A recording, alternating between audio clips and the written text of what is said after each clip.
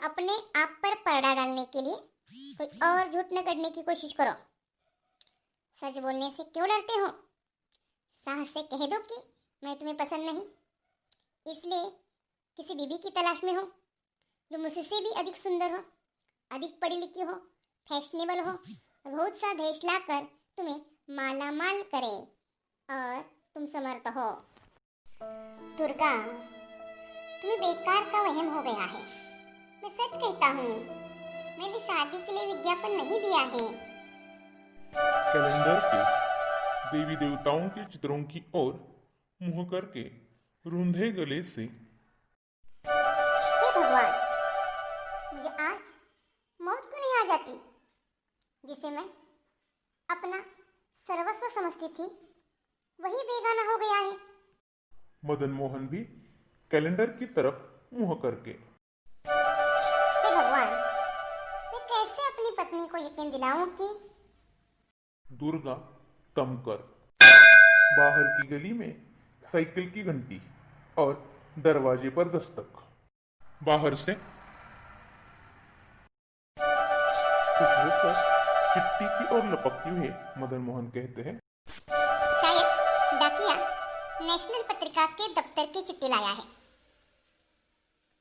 खिड़की में से एक बड़ा सा लिफाफा लेकर उछलते हुए, मेरा अनुमान ठीक निकला। नेशनल पत्रिका के ही दफ्तर से चिट्ठी आई है। भगवान ने मेरी लाज रख ली। क्या ठीक मौके पर डाकिया पहुंचा है। इसे कहते हैं भगवान का चमत्कार। पलटकर दुर्गा से कहते हैं, दुर्गा, विज्ञापन के जवाब में जो चिट्ठी आई है, नेशनल पत्रिका वालों ने लिफाफों में बंद करके मुझे सब भेज दी है।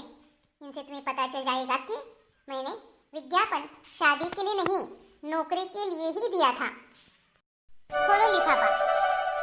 ना, तुम ही खोलो। मैंने खोला तो शायद तुम हाथ की सफाई बताने लगो। लिफाफा पकड़ाते हुए, यह लो लिफाफा, जल्दी से खोल डालो, अभी सच्चाई मालूम हो जाती है।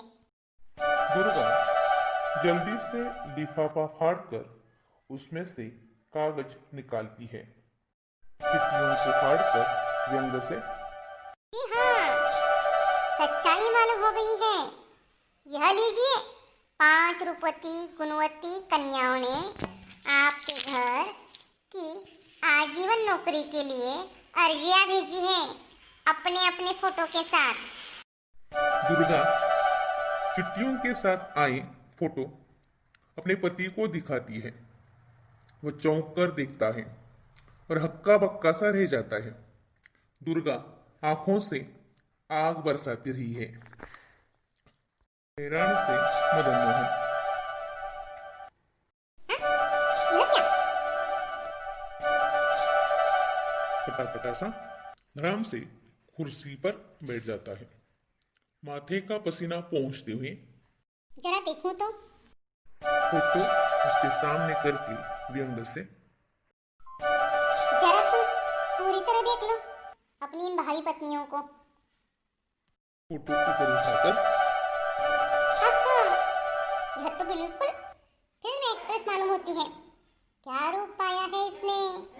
इसके पिताजी लिखते हैं, मेरी बेटी हजारों में एक है, रूपवती है, गुणवती है।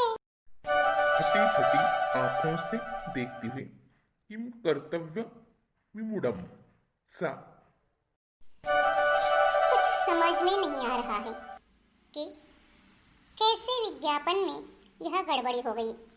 व्यंग से दुर्गा, अजी, गड़बड़ तो मेरठ वाली ने कर डाली है। शादी का आवेदन पत्र बाप, भाई या अभिभावक की मार्फत से न भेजकर सीधा खुद ही भेज दिया है। बड़ी फाड़वर मालूम होती है। फाड़वर क्यों न हो, प्रोफेसर जो ठहरी, लिखती है 300 रुपयों से हमारा जीवन सुखपूर्वक कट जाएगा। अच्छा, तो तुमने अखबार में अपना मासिक वेतन 400 लिखा है, पूरे 300 का झूठ। घबराया सा मदन मोहन, दुर्गा, मैं सच कहता हूँ, मुझे इसका पता नहीं। मैंने विज्ञापन, गुस्से से तिल मिलाकर दुर्गा कहती है, यूं झूठ बोलने से कोई फायदा नहीं। तुम्हारा सारा षड्यंत्र प्रमाण सहित मेरे कब्जे में है। एक चिट्ठी दिखाकर, यह देखो, इलाहाबाद से आए इस पत्र के साथ इश्तिहार की कतरन भी लगती है। इस पर बॉक्स नंबर 311 ही दिया हुआ है। इश्तिहार में तुम लिखते हो, जरूरत है 400 रुपये मासिक वेतन पाने वाले संभ्रांत कुल के एक सुयोग्य उन्नतशील 30 वर्षीय वर के लिए एक सुंदर पढ़ी लिखी कुंवारी कन्या की। जात पात का कोई बंधन नहीं। पत्र व्यवहार के लिए पता बॉक्स नंबर 311 मार्फत नेशनल पत्रिका। ऐसे वर्ग के चरणों पर कौन कुंवारी कन्या तन मन धन अर्पण न करेगी। जैसे गिड़गिड़ाते हुए, दुर्गा, मेरी बात पर विश्वास करो। यह विज्ञापन मैंने नहीं दिया। गुस्से से तिलमिलाकर, सारी कलई खुले जाने पर भी तुम झूठ बोले जा रहे हो। शर्म नहीं आती? विज्ञापन में अपने बारे में गलत बातें लिखकर तुमने एक बहुत बड़ा अपराध किया है। लड़की वालों को अगर इसका पता चल जाए तो ये तुम पर दावा दायर कर सकते हैं। मैं अभी इन सबको असलियत से आगाह कर देती हूँ। सबके पते इन पत्रों पर लिखे हुए हैं। दुर्गा चटाई पर कलम और कागज लेकर बैठ जाती है। मदन मोहन घबराकर, दुर्गा, यह क्या पागलपन कर रही हो? मैं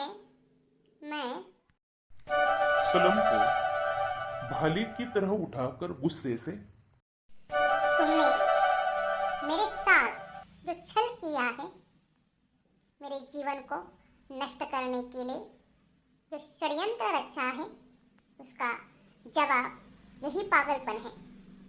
मैं और स्त्रियों की तरह बेजुबान गाय बकरी नहीं, जो चुपचाप यह अत्याचार सहन कर लूं।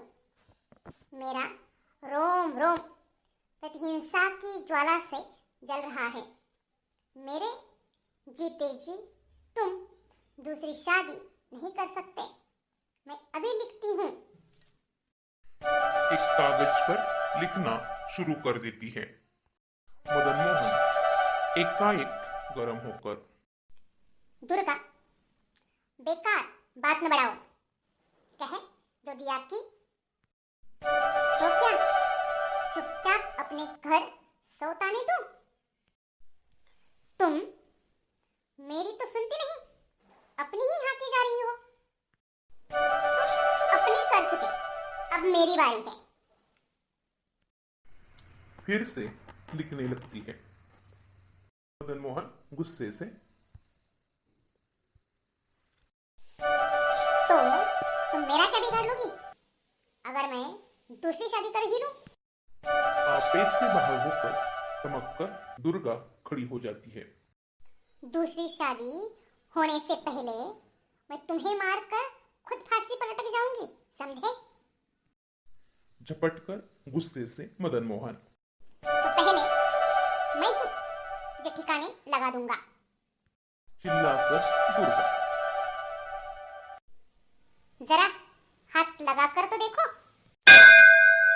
उसी समय दरवाजे पर दस्तक होती है।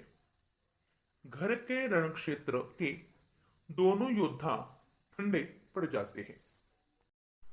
बाहर से दरवाजा खटखटाते हुए स्वर आती है, बाबू मदन मोहन जी। दुर्गा उछलकर, यह लो। विज्ञापन पढ़कर किसी लड़की के पिता खुद चले आए हैं वर के दर्शन करने। नहीं दुर्गा, ऐसा नहीं हो सकता। खैर, जरा अंदर जाओ। क्यों अंदर जाऊं? तुम्हारा छल कपट अब दुनिया को बताना ही होगा। मदन मोहन गिड़गिड़ाकर, भगवान के लिए।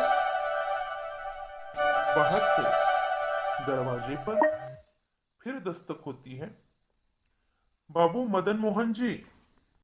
मदन मोहन दरवाजा जल्दी से खोलते हैं तो सामने एक सूट बूटधारी सज्जन दिखाई देते हैं। कहिए, क्या काम है? दुर्गा चिल्लाकर, तुमसे अपनी लड़की का रिश्ता करने आए हैं, और क्या काम होगा? लेकिन मैनेजर अंदर आकर, देखिए बहन जी, आप गलत समझ रही हैं। मैं नेशनल पत्रिका का विज्ञापन मैनेजर हूँ। आप अच्छे विज्ञापन मैनेजर हैं, तो फिर आप इनके लिए लड़कियों के और फोटो लाए होंगे। नहीं बहन जी, अपने दफ्तर की गलती के लिए इनसे क्षमा मांगने आया हूँ। दुर्गा चौंककर, कौन सी गलती? हाँ हाँ, जल्दी बताइए, वरना टाइपिस्ट की भूल से बॉक्स नंबर में गड़बड़ी हो गई है।